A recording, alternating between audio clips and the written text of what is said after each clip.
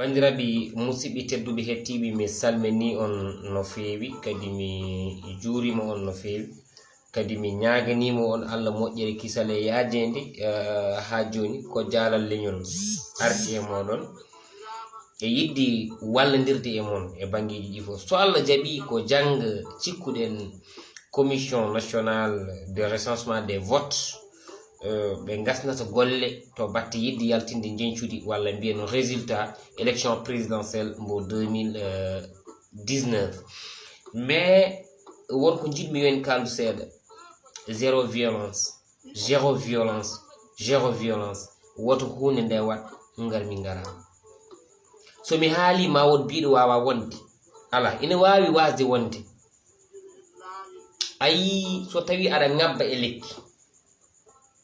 biɗo me heefo mbiya ya jippa kalda e mun e ngabbita a yettotako kadi momi haala mon gueɗel gotel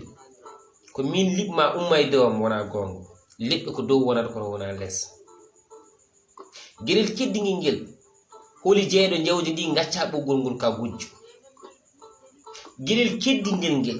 so résultat ji mbiyama na jaltine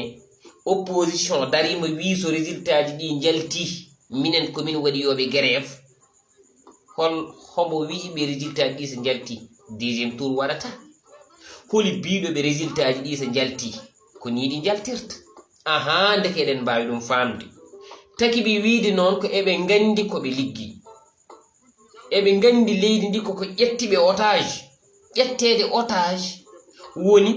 ɓe mbaɗi présenté leydi Sénégal ɓe kolli leydi Sénégal eɓɓade maɓɓe ɗum woni programme uji maɓɓe ɗiɓe ɗamini laamorade leydi ndi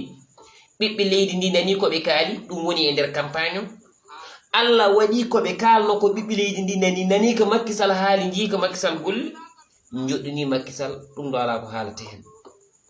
heewi noon haalullaji cewɗi nattinaɗi e nder ko waɗa ko ayi eɓeni tuuma hen journaliste uji woni jayndiyankoɓe eɓeni joopo hen téléji kono ɓe juumi opposition yoɓe gandu e campagne électorale oɗo moɓe jalti hitan ujunaji ɗiɗi sappo e jeenayyi so wonana les journalistes hay goto andata beela ɓe mbaɗi campagne ko grâce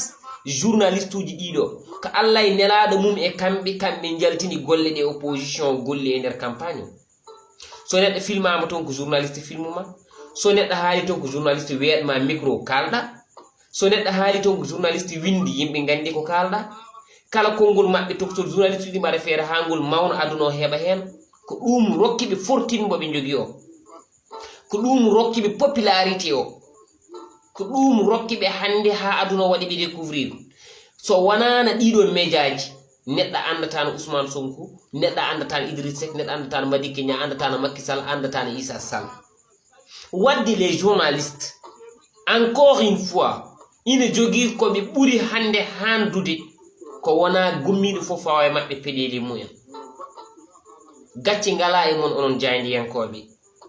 heddi oɗon jilli yimɓe ɓe gona jayndiyankoɓe notortoɓe ɗum saabu hande affaire ko fati e journalisme koko natina commerce te commerce o e journalisme o wona gotum son ƴeewi site uji internet ɗiɗo hen site fof nana waɗa profito pour nombre de vues hen site fof nene waɗa profito pour wawde yawtinde interview uji muɗum ɗiɗo interview uji ɗi jeeto neɗɗo dañi probléme tan joni jiya Sénégal yetto wat ɗum ni walla Sunugal yetto wat ɗum ni walla Dakar Buzz yetto wat ɗum ni exemple dokkiram mi hen site uji kewɗi interview uji maɓɓe ti paye a yoɓat a noddat site mbiya ɗum ɓe ɗiɗi wadde tel ar galle jomum ara pose ma question ngaji taw ko an weeɗi ɗum question ngaji an weeɗi ɗum ko jiɗɗa yo on jewtide ko so pari woda tottuɗa ɗum ɗum ɗon wona ɗum on journalisme ɗum ko commerce kono ɓeɗo wonɓe ɗiɗo téléji yaltinoɓe ɗiɗo kabaruji ina kalana yimɓe kala ɗo leydi ndi tolni ina kalana yimɓe e ɗiɗo suɓgoji kamɓe teke ha enen foof ganduɗen suɓgoji ɗi jaari so opposition wino jokoɓe koko ñoola min noon mbeɗa wasi on janggo woni jeudi inchallahu rabbi woni alhamis walla mbiyen nasade so tawi conseil constitutionnel yaltini résultat woni jencude wi Macky Sall yawti premier tour ina wondi e 57 walla 58 walla 60 walla 52 walla 55 walla 51 sax so welama makki yawti premier tour yo yimɓe duttay golle miyen bandiraɓe minen waaɓen amen ɓe fof min tournat page min jawta e gueɗe goɗɗe komin kalata koye min gandi komin kalata sabu min jiiɗi ko hollita aduna on wonde patriote e wonde penowo jiida patriote ko patriote penowo ko penowo wonde patriote e darade e daranade dawrugol jiida so ƴeewi ngurdam Thomas Sankara on ƴeewi Lumumba on ƴeewi Nelson Mandela on ƴeewi ne gendiyankoɓe mawɓe ngurduno ni haalateɓe hande ɓe illi min keddi e boowal gandi ɓe illi min keddi e histoire mayata abadan no ɓe ngurduno gila e cukago maɓɓe ɗo ɓe ndewno parcours maɓɓe politique ha ɓe jottiɓe laami leyɗele ha ɗo oɗon gandi par rapport e yimɓe nin hedde hen mbiye komin patriote en jiida so ƴeewi débat politique hande e nder Sénégal nawtama to batti religion walla confrérie to batti wirduji to batti tarihaji nawtama hande to batti dirunuji nawtama hande to batti leƴƴi te jiida ça n'a rien à voir wona gotum président de la République du Sénégal oɗon mo ganduɗa ko président sortant hande noon mbiyeten mais demain à partir de 14h 15h ine wawima won président de la République du Sénégal eko jakoroɗen so ɓe nani e ganda noon mbiyata ko noon warat kono so tawi résultat ɗi jalti ine sikkama won lamɗo leydi wonko lamminnomo ko wona hono no ɓeɗo darorini hande désolé opposition sénégalais hande eɓene daari darde nde ganduɗa nde wona darde wona ndeɗo darde min jiiɗi nous les jeunes wona ɗum ɗo jigui men nous les jeunes moƴƴe men hande ko yiide des dirigeants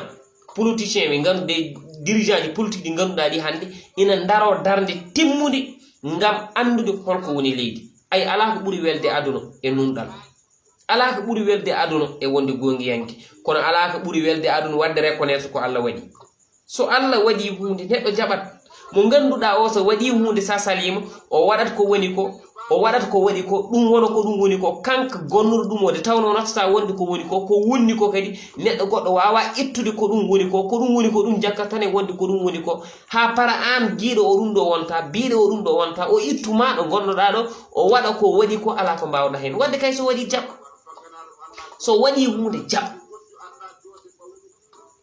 buñu ken ray c'est simple gayi lambatu nañu fune lambatu nañu confrérie moy tarikh yi lambatu nañu mbirum xeet yi lambatu nañu diwan ak diwan dinaan kii feela gagné parce que feela dëkk parce que feela bokk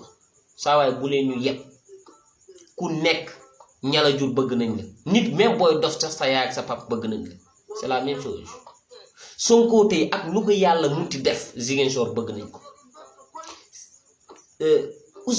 du Ousmane Tanor Dieng Idrissa Seck ak nu mu munti mel commune de Thiès bëgg nañ ko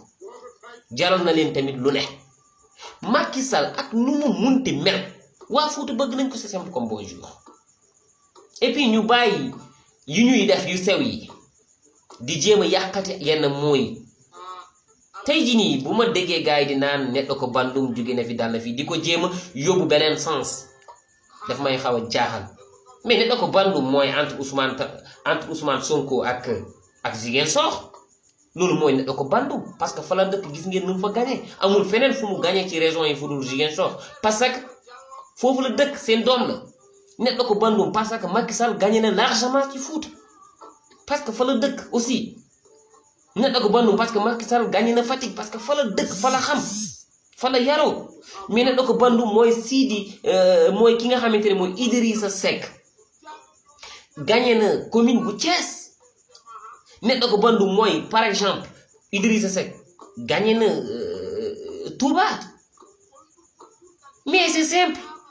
ku nekk rek fa nga bokk ñu bëgg la teral la jox la cër ja nga moom mais dañ lay voter mais léegi Fouta votel na ki mu war a votel parce que li ñu comprendre mooy les réalisations waa Fouta ñoom dara taxu leen a voté lu dul réalisation dañ leen a fàttee woon ci réew mi léegi nag kenn fàtteetu leen léegi Sénégal la ñëpp a ko bokk waa Ziguinchor tamit dañ leen a fàtte woon léegi ñëpp bàyyi nañ leen xel parce que ci réew mi lañ bokk ak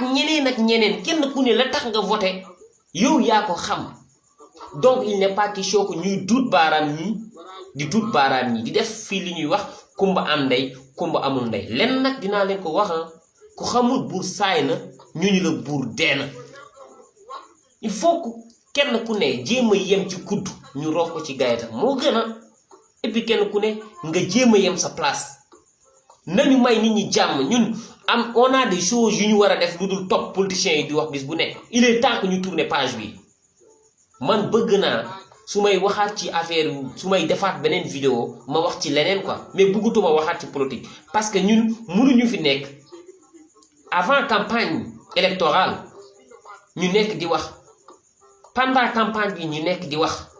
élection ñu nekk di wax résultat yi war a génn ñu nekk di wax résultat yi génn aussi ñu continuer di wax non wax dafa mas a jooy ñu ni ko looy jooy mu ni dafa am ku ma wax te jotaguma wax jooyaat ñu ni ko looy jooy mu ni dafa am ku ma wax te waruma wax